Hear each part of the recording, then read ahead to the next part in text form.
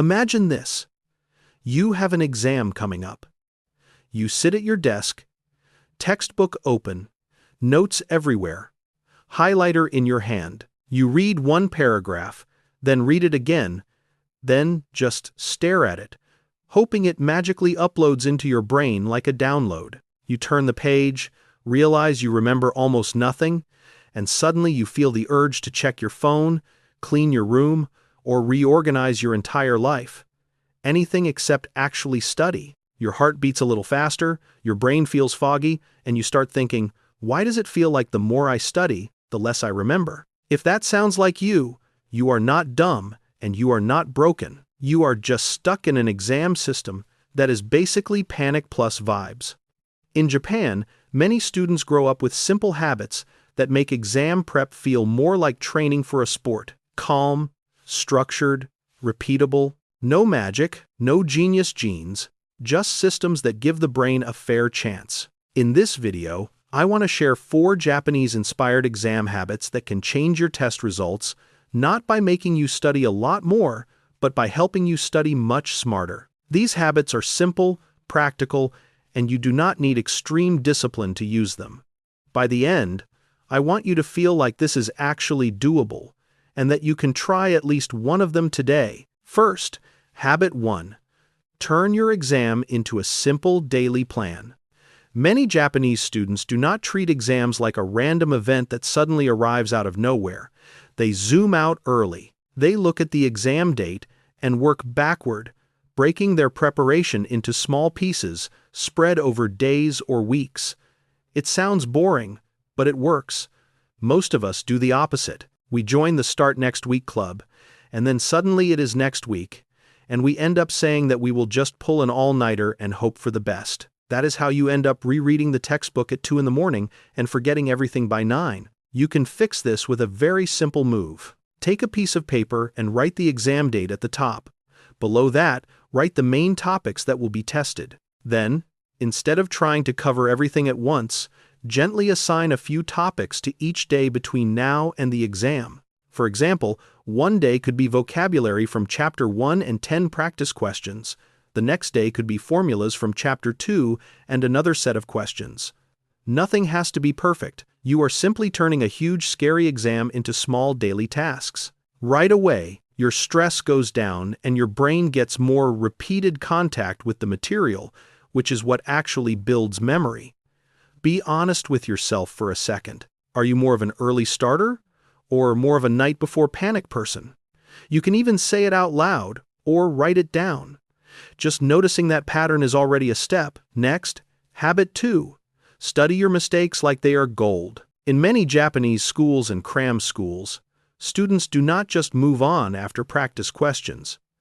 They keep a kind of mistake notebook, a place to collect errors and weak spots. It sounds nerdy, but it is very powerful. Most of us do something very different. We get questions wrong, feel bad about it, and then avoid looking at them again.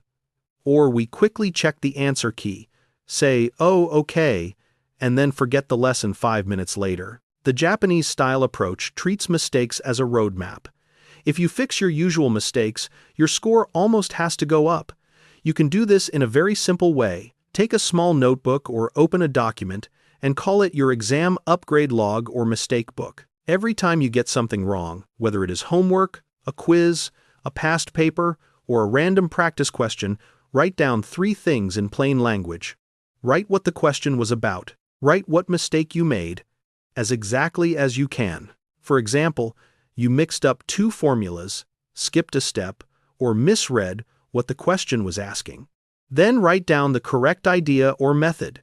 A few times a week, when you sit down to study, do not just think you will study the chapter.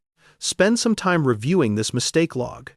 You are no longer guessing what to review. You are directly attacking the things that already cost you points. It is like having a private list of exam traps with warning signs on them. If you think about your own exams, where do you lose more points? On silly mistakes or on content you truly never learned? It is worth answering that honestly for yourself. Now, Habit 3. Train like it is the real exam, but in small doses. Japanese students often do practice exams and time drills, not because they enjoy stress, but because they want exam day to feel familiar. It is just like training for a race. You would not run your first ever mile on marathon day. You would do shorter runs first, so your body knows what is coming. Many of us read notes and highlight, then say that we think we understand. But we never test that understanding in real exam conditions. When exam day finally arrives, the room is quiet, the clock is ticking, and suddenly everything feels different. Your mind freezes, even on things you used to know. You can change this with mini mock exams. Once or twice a week, set a timer for around 20 to 30 minutes. Find some practice questions or past paper questions. Then act like it is the real thing. No notes. No checking during the time. No phone. Just you, the questions, and the clock. When the timer ends, then you check your answers.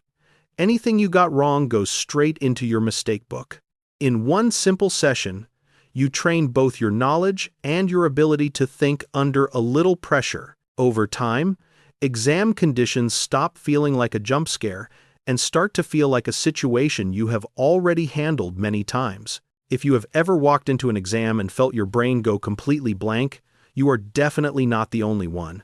Many people have had that moment, and it is exactly what this habit is trying to prevent. Finally, habit 4. Make the night before calm, not chaos.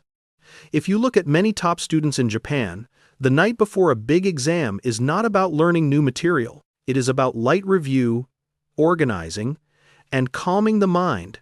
In a lot of places, the normal pattern is the opposite. Panic, energy drinks, no sleep, and maybe a quiet breakdown at 3 in the morning. We treat the night before like a boss fight instead of a landing. The Japanese-inspired version is much softer. The night before is for reminding your brain of what it already knows and getting your body ready to perform. You can use a simple routine. Spend some time, maybe around half an hour, skimming through your key summaries, formulas, main concepts, or vocabulary lists. Do not touch new topics. Then spend a short time looking over your mistake book so that your brain remembers what to watch out for. Pack your bag so that you are not running around in the morning. Try to turn off screens a bit earlier than usual, even if it is only a small difference. Before you sleep, tell yourself something like this: I have done what I could for today. Tomorrow I just go in and do my best. It will not remove all nerves, but it can turn wild chaos into a softer, more focused kind of energy. And that alone can be worth several extra points on an exam. When you put these 4 habits together, exam prep starts to look very different. You are following a simple daily plan instead of randomly grinding. You are using your mistakes as guidance instead of ignoring them. You are practicing under real conditions in small, manageable sessions. You are landing calmly the night before instead of crashing into the exam with 0 sleep.